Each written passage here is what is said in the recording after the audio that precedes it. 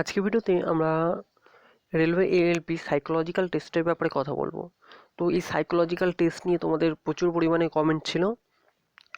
তো psychological test কি, psychological test কিভাবে নেওয়া হয়, আর কেন এই সাইকোলজিক্যাল টেস্টে বেশিরভাগ ফেল করে যায়, তো এগুলোই একটু আলোচনা করব।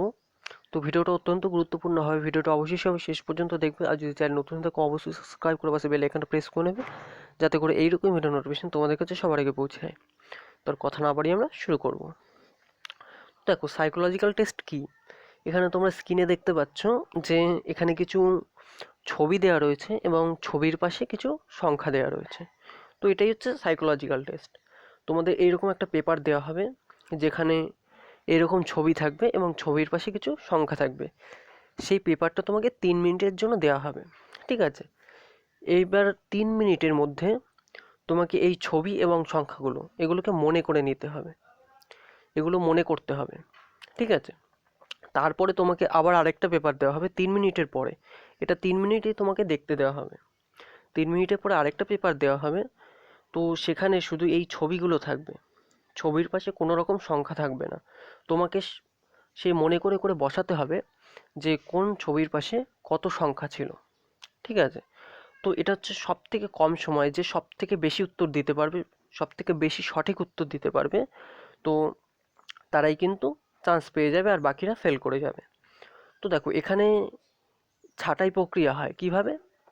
দেখো, যদি 5টা ভ্যাকেন্সি থাকে তাহলে 50 জনকে তো দেওয়া হবে না। ওই প্রথম 1 থেকে 5 যারা আসবে তাদেরকেই কিন্তু নিয়ে নেওয়া হবে। তো এরকমই হচ্ছে ব্যাপার, এখানেই বেশিরভাগ ছাঁটাই হয়ে যায়।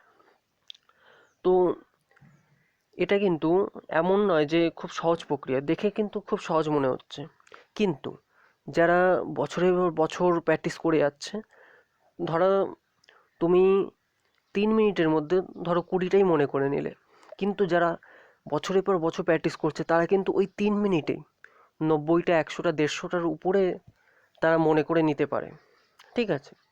তো এর জন্যই তোমাদের ভালো করে প্র্যাকটিস করতে হবে এই সাইকোলজিক্যাল টেস্টের জন্য।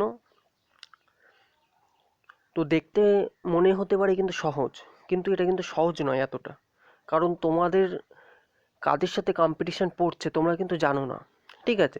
দেখা যাচ্ছে এমন কারোর সাথে কম্পিটিশন আসছে যারা বছরের পর বছর এই সাইকোলজিক্যাল টেস্ট প্র্যাকটিস করছে, তারা দেখা গেল সেই সময়টায় তারা দেখা গেল 200টা উত্তর দিয়ে দিল, ঠিক আছে? তো এরকমও হতে পারে। তো তোমরা প্র্যাকটিস করতে থাকো, আশা করি হয়ে যাবে। CBT1 CBT2 কমপ্লিট হয়ে যাওয়ার পরে মোটামুটি 15 দিনের মধ্যে তোমাদের সাইকোলজিক্যাল টেস্টের জন্য ডাকা হবে। আশা করি বোঝা গেল। তো সাইকোলজিক্যাল টেস্ট নিয়ে কোনো সাজেশন হয় না, কিছু হয় না, এটা তোমাদের সম্পূর্ণ প্র্যাকটিসের উপর নির্ভর করে। আর এরকম বইগুলো তোমরা বাজারে ঠিক কিনতে পাবে।